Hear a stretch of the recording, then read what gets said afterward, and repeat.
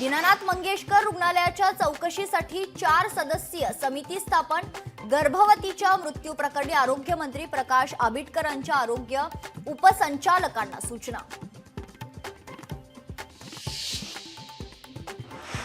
गर्भवती महिला मृत्यू प्रकरणी दोनही शिवसेना आक्रमक। शिवसैनिकांनी पुण्याच्या दीनानाथ रुग्णालय अधिकाऱ्यांवर फेकली चिल्लर।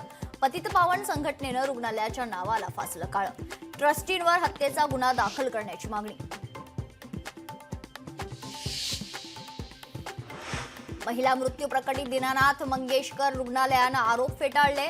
जमतील तेवढे पैसे जमा करण्यास सांगितल्याचं रुग्णालयाकडून स्पष्ट।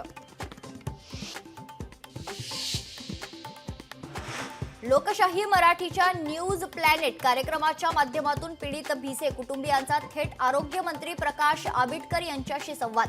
भविष्यात पुन्हा अशा घटना घडणार नाही याची खबरदारी घेऊ, आरोग्यमंत्र्यांचं करतं पीडित कुटुंबाला आश्वासन।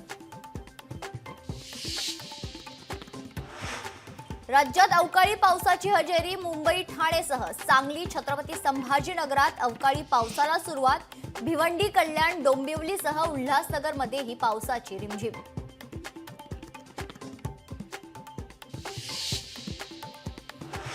देशभक्तीपर चित्रपटांचा कलाकार हरपला। ज्येष्ठ अभिनेते मनोज कुमार यांचं वयाच्या 87व्या वर्षी निधन।